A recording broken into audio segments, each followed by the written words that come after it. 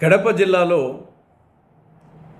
Vempalli Rayachoti road అతి ప్రధానమైనటువంటి road.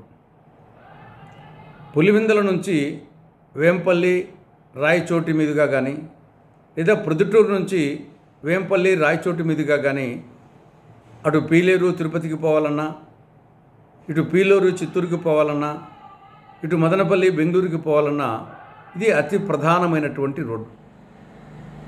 50 కిలోమీటర్ల పొడవు. ఈ రోడ్డును వెడల్పు చేసే ఉద్దేశంతో 3 సంవత్సరాల కిందట పాత రోడ్డును పూర్తిగా తవ్వేయడం జరిగింది. అక్కడక్కడ నా బ్రిడ్జిలు కూల్చివేయడం జరిగింది.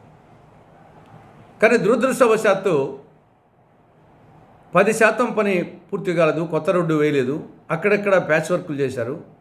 90% పనులు అలాగే నిలిచిపోయినాయి 3 సంవత్సరాలుగా. ముందున్నటువంటి కాంట్రాక్టరు చనిపోయినాడనే కారణంతో ఆ పనులు నిలిచిపోయినాయి. తర్వాత వేరే వాళ్ళకి అప్పగించడం కానీ ఏం చేయలేదు. పర్యవసానంగా ఈ రోడ్డు మీద పోవాలంటే ప్రయాణికులు, వాహన యజమానులు, డ్రైవర్లు భయపడిపోతున్నారు. 1 గంట పట్టే టయానికి 2 గంటలు పడతా ఉంది. వాహనాలు హూనమైపోతున్నాయి, క్లచ్ ప్లేట్స్ ఇరిగిపోతున్నాయి, టైర్లు పంచర్ అవుతున్నాయి. గమ్యస్థానం చేరుకుంటామా లేదా అని అనుమానం ఉంది.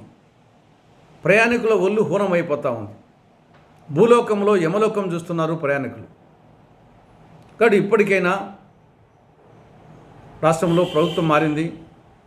జగన్మోహన్ రెడ్డి ప్రభుత్వం రోడ్డును గురించి పట్టించుకోలేదని చెప్పేసి అన్ని పార్టీలు విమర్శించాయి. తెలుగుదేశం పార్టీ కూడా విమర్శించింది. జగన్మోహన్ రెడ్డి ప్రభుత్వం ఓడిపోయేదానికి అనేక కారణాలు ఉన్నప్పటికీ ఇది కూడా ఒక ప్రధానమైన కారణం. కాబట్టి ఇప్పటికైనా